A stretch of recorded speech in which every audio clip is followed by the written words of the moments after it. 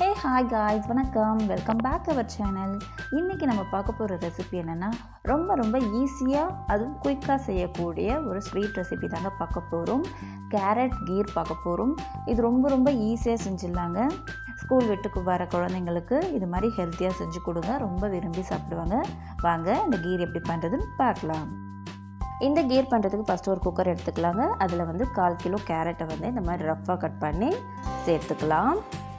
இது கூடவே நம்ம அரிசி சேர்க்க போகிறோங்க. நான் இன்றைக்கி பாஸ்மதி அரிசி தான் ஒரு 1/4 மணி நேரம் ஊற வச்சு எடுத்து வச்சுருக்கேன்.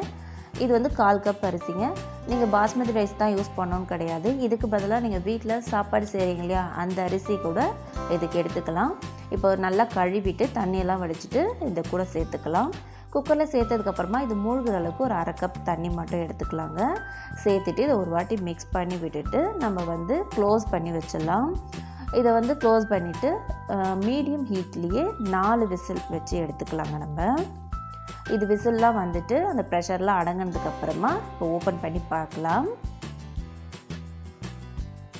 பாருங்கள், இது கேரட்டும் அரிசியும் நல்லாவே வெந்திருக்கு. ரொம்ப குழைவாக வேகணும் அப்படின்லாம் ஒன்றும் கிடையாதுங்க. ஏன்னா இப்போ இதை நம்ம அரைக்க தான் போகிறோம் நல்லா பேஸ்ட்டாக. பாருங்கள், கேரட்டை நசுக்கி பார்த்தா இந்த அளவுக்கு வெந்திருக்கணும். இப்போ இது ஒரு மிக்ஸி ஜாருக்கு மாற்றிக்கலாம். நான் ஒரு பெரிய ஜாராக எடுத்துருக்கிறதுனால நான் சூடாகவே சேர்த்துக்கிறேங்க. இதுவே நீங்கள் சின்ன ஜார் எடுக்கிறீங்கன்னா இது நல்லா ஆற வச்சதுக்கப்புறம் நல்லா நைஸாக இந்த மாதிரி அரைச்சி எடுத்துகிட்டு வந்துடுங்க. அந்த திப்பிகள்லாம் எதுவும் இல்லாத மாதிரி இது மாதிரி நைஸாக அரைச்சிக்கலாம்.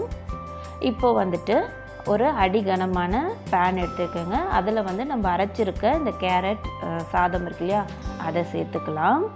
சேர்த்துட்டு நல்லா காய்ச்சி ஆற வச்ச பால், 1/2 லிட்டர் பால் கொஞ்சம் நல்லா திக்காக இருக்கிற மாதிரி காய்ச்சி எடுத்துக்கோங்க.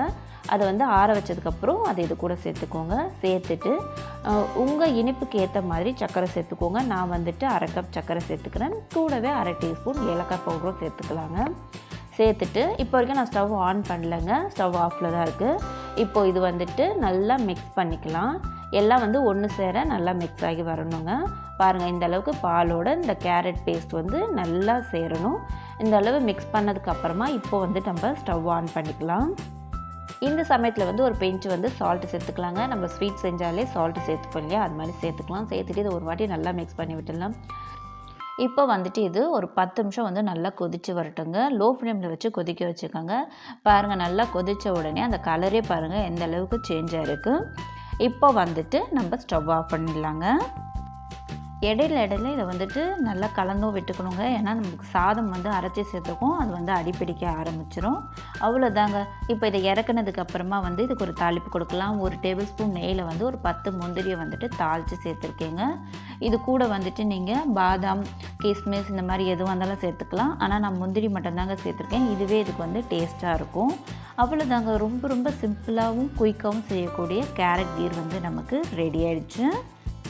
இந்த வீடியோ உங்களுக்கு பிடிச்சிருக்கும்னு நினைக்கிறேன். பிடிச்சிருந்தா நம்ம சேனலை மறக்காமல் சப்ஸ்கிரைப் பண்ணிக்கோங்க. கூட வர பெல் பட்டனையும் கிளிக் பண்ணிக்கோங்க. லைக் பண்ணுங்கள், ஷேர் பண்ணுங்கள், கமெண்ட் பண்ணுங்கள். தேங்க்ஸ் ஃபார் வாட்சிங்.